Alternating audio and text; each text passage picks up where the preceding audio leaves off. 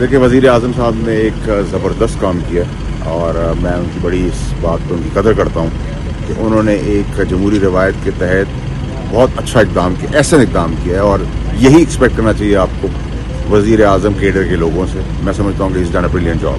तो ANP ने जो खैबर पख्तूनख्वा की नाम के हवाले से तरमीम पेश की, उस हवाले से क्या कहेंगे?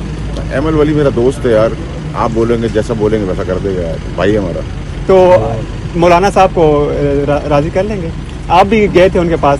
मौलाना साहब मेरे बड़े, हम उन्हें सियासत सीखते हैं। आपको जब कहा है कि अब आप 28वीं की बात करें, अब इसमें कोई दम नहीं रहा, मसाला ही नहीं है बिकने के लिए यार। अच्छा। ऐड भी नहीं मिलेंगे। अच्छा, तो 87 पास हो गया, 28वीं की बात करें तो 28वीं तरमीम है क्या, ये तो बताया ना। जो आएगी तो उससे पहले बताऊंगा, अभी सब कुछ बता दूंगा, फिर बाद में कैसे रिकॉर्डिंग करोगे? आपने कई दफा कहा है 28वीं आ रही है। अभी तक तो अल्लाह की मेहरबानी जो कहा है वो हुआ है। मैंने आपको कहा ना, इस हफ्ते आप लोग ये खेलेंगे जमहूरी 27वीं, उसके बाद फिर हम मुसवदे के साथ सारे बैठेंगे।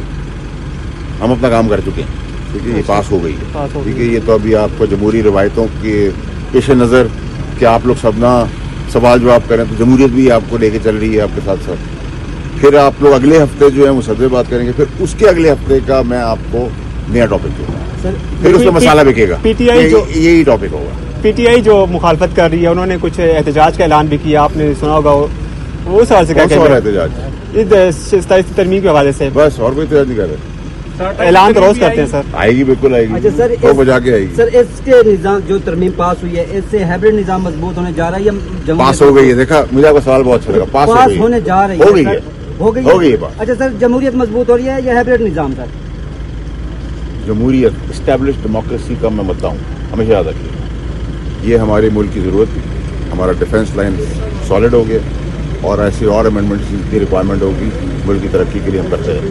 ठीक है।